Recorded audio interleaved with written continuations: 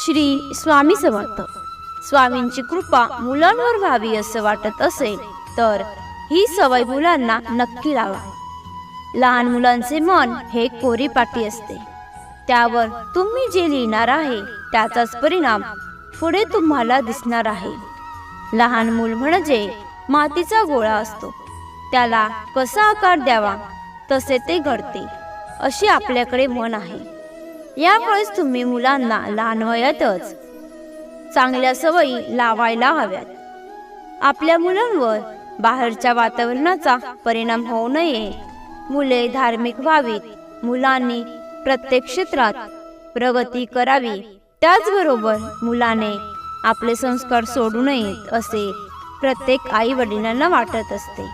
आणि त्यासाठी मुलांवर अगदी लहान वयापासून स्वामी भक्तीचे संस्कार केले तर मुले धार्मिक होतात आणि स्वामींची कृपा अखंड मुलांवर राहते.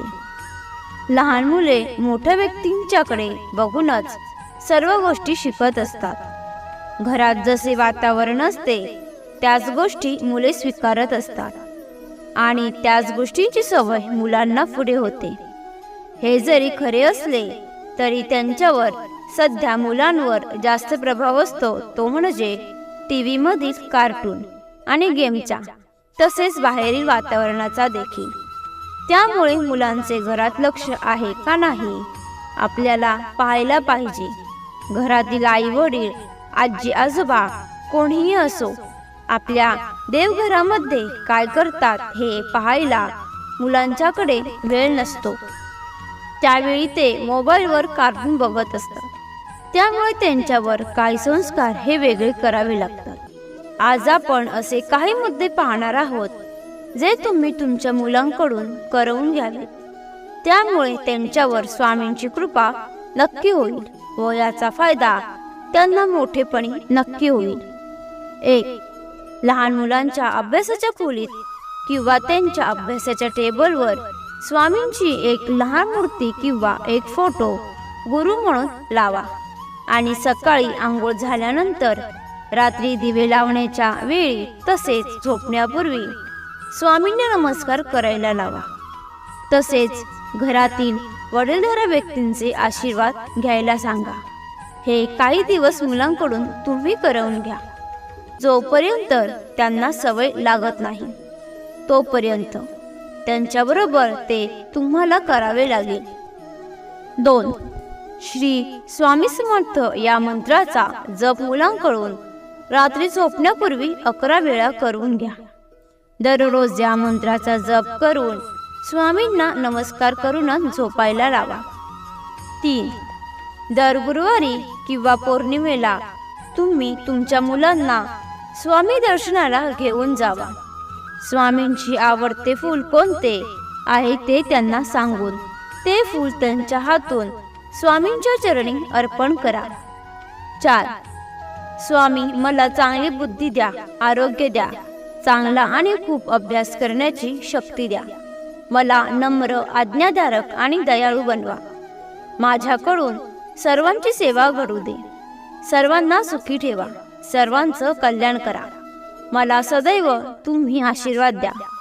ही साधी सोपी प्रार्थना मुलांना शिकवा. 5. घरातील वातावरण प्रसन्न ठेवावे. जर आई वडील दररोज भांडत असतील तर मुलांवर संस्कार कसे होतील? कमीत कमी मुलांच्या समोर तरी वादविवाद टाळा. 6. खोटं बोलणे पाप असते.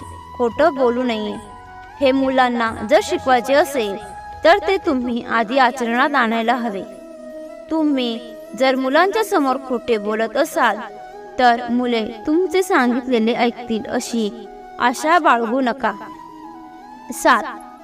मुलांच्या मध्ये स्वामी भक्ती जागृत होण्यासाठी त्यांना स्वामींच्या लहान लहान गोष्टी सांगा.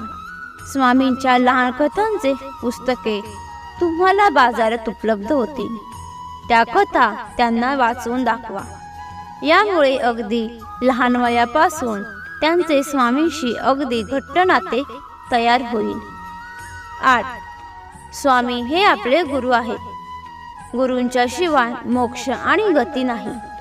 स्वामींच्या शिकवणीमुळे मुलांना गुरु शिष्य परंपरा लहान वयात समजू शकेल. मुले वडीलधारांना मान द्यायला शिकतील.